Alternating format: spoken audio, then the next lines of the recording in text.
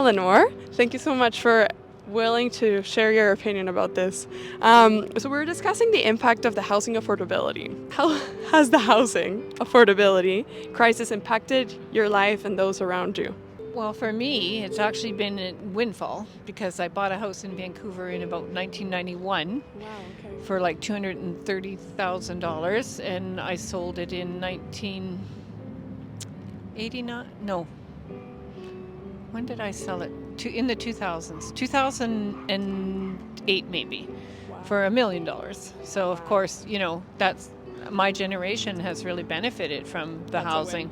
Yeah, the win. It was just east of Main Street, which was when I moved in there not the greatest neighborhood, but it changed from pawn shops to antique stores while I lived there. Yeah. So, but I'm very worried for my son who lives in Vancouver. I've got a son in Calgary.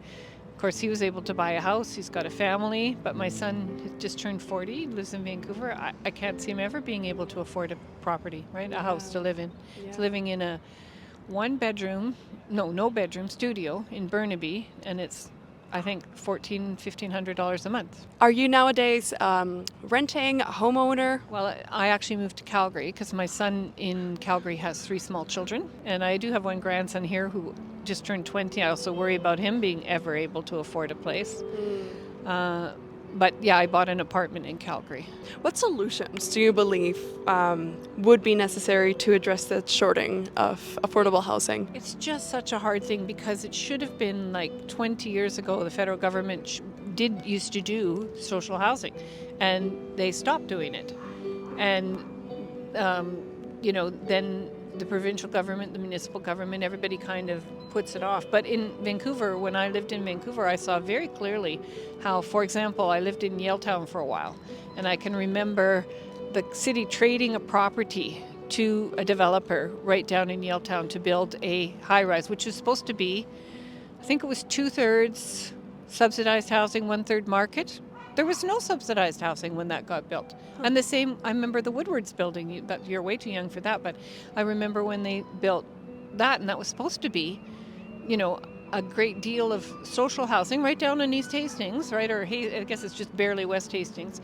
And somehow the developers get away with Gordon Campbell was a developer, was our mayor at that point. But somehow they get away with that. They just get away with not doing what they say they're. I don't understand how that happens, why there's no enforcement, and now everybody's crying, well, we've got to do social housing, the feds got to do it, the province has got to do it. At least you've got a provincial government that's willing to entertain it. In Alberta, we've got Daniel Smith, who thinks everybody should go to their relatives instead of having Medicare. It's it's a sad situation. Yeah. How do you believe the housing crisis will affect or is already affecting younger generations in planning their future?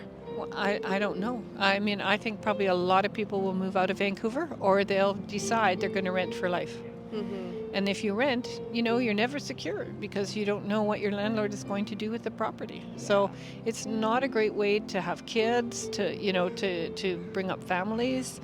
It's a tough situation, and Vancouver, of course, is the toughest in the country. Would you be able to share some personal experience of you or your family having experienced just the stress around housing? Yeah, my son last year, was living in a basement suite in North Van, and the lady was getting a divorce.